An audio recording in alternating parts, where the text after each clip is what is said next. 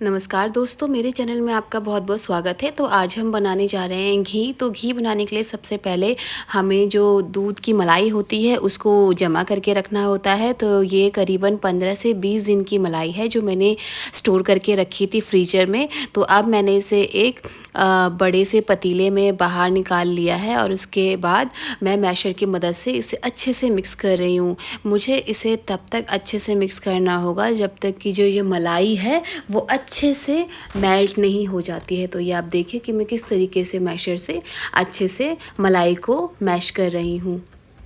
इस प्रोसेस को आपको तब तक करते रहना है जब तक कि जो मलाई है वो अच्छे से मैश नहीं हो जाती है। तो आपको कैसे पता लगेगा कि जो मलाई है वो अच्छे से मैश हो चुकी है? तो हमें पानी में 1 से 2 बूंद मलाई को डालकर देखना है। अगर ये तैरने लगेगी तो मतलब जो हमने मलाई जमा करके रखी थी और अभी जो हमने इसे फेंटा है वो अच्छे से हो चुका है। तो अब हम मलाई को साफ़ पानी से धोएंगे। तो ये देखिए मैंने अपने बाउल में पानी डाल लिया है और मलाई को अच्छे से वॉश करी हूँ, जिससे कि जो इसमें कड़वाहट या थोड़ा सा भी जो इसका थोड़ा सा अलग सा टेस्ट होता है वो अच्छे से चला जाता है। तो इसे मैं 1 से 2 बार धोऊंगी। आप चाहे तो इसे 2 से 3 बार अपनी मर्ज़ी के हिसाब से धो सकते हैं। अगर बहुत ज़्यादा गर्मी है और आपका जो मलाई है वो बहुत ज़्यादा पिघली हुई है तो आप चाहें तो इसमें बिल्कुल ठंडे पानी का भी इस्तेमाल कर सकते हैं, जिससे कि जो मलाई होगी वो ऊपर जम जाएगी और आपको मुश्किल नहीं होगी मलाई को बाउल में निकालने में। तो आपने देखा कि किस तरीके से मैंने 2 बार मलाई को अच्छे से वॉश किया है, ताकि जो भी इसका कड़वापन और जो भी इसका अलग सा टेस्ट होता है वो अच्छे से पानी में धुल जाता है और मलाई जो है वो बिल्कुल साफ़ हो जाती है। तो ये देखिए हमारी जो मलाई है वो अच्छे से धुल चुकी है और कुछ इस तरीके से लग रही है। तो अब बारी आती है इसको घी बनाने के प्रोसेस में। तो अब हम सारी मलाई को कढ़ाई में ट्रांसफ़र कर लेते हैं और उसके बाद करछी की मदद से हमें मलाई को अच्छे से पकाना है। तब तक पकाते रहना है जब तक कि जो मलाई है हमारी वो घी में बदल ना जाए। मलाई से घी बनने का प्रोसेस जो है वो थोड़ा सा लंबा होता है, इसलिए आपको सब्र रखना है और करछी की मदद से बीच बीच में जो भी आपने मलाई उसमें रखी है, कढ़ाई में रखी है, उसे चलाते रहना है।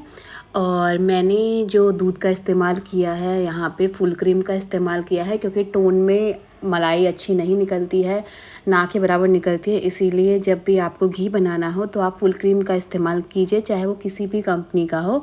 और उसके बाद आप दूध को गर्म करने के बाद रात भर के लिए रख के सुबह आप देखिएगा कि उसमें थोड़ी सी थिक मलाई जमा हो जाएगी। बस वही मलाई आपको जमा करते रहनी है और जब 15 से 20 दिन हो जाए तो आप उस मलाई को निकाल कर इस तरीके से मेरे बताए गए द्वारा प्रोसेस से आप घी आसानी से घर पर ही बना सकते हैं। बिना किसी केमिकल के आसानी से घी आपको मिल जाएगा, जो कि हेल्दी भी होता है और अच्छा भी लगता है। और घी बनाते समय इस बात का ध्यान रखिएगा कि आँच जो रहे वो हमेशा कम रहे, क्योंकि अगर आप तेज़ आँच करेंगे तो उससे जो है वो बुलबुले उठते हैं और वो आप पर भी आ सकते हैं और आपको जल सकता है। तो इसीलिए कम आँच करके ही घी पकाइएगा और धीरे धीरे आप देखेंगे कि जो भी झाग है वो कम होता जाएगा। और आप देख सकते हैं वीडियो में कि ये जो घी है, जो लिक्विड दिख रहा है, ये घी है। और घी के साथ साथ इसमें जो है वो खुरचन भी है। तो खुरचन मलाई का ही पार्ट होता है। आप चाहें तो उसे वैसे भी खा सकते हैं या उसमें चीनी मिक्स करके भी खा सकते हैं लास्ट में। तो अब ये देखिए जो घी है वो मेरा अच्छे से पक चुका है। हमें घी को इसी लेवल तक पकाना है। अगर हम ज़्यादा पकाएंगे तो खुरचन जो आप घी में देख रहे हैं वो बिल्कुल काला हो जाएगा और खाने लायक नहीं रहेगा, जल जाएगा। तो अब मैंने गैस के फ्लेम को बंद कर दिया है, क्योंकि घी बहुत गर्म है, इसीलिए गैस बंद करने के बाद भी ये बहुत देर तक इस तरीके से ही उबलता रहेगा, जिससे कि जो खुरचन है वो हमारा ख़राब हो सकता है। इसीलिए आप इस लेवल तक आकर गैस की फ्लेम को बंद कर दीजिएगा। और उसके बाद क्योंकि देखिए क्या होता है कि घी बंद करने के बाद भी बहुत देर तक घी पक रहा है तो जो खुरचन है वो काला हो जाएगा, जल जाएगा और आपको वो फेंकना पड़ जाएगा, वो खाने लायक नहीं रहेगा।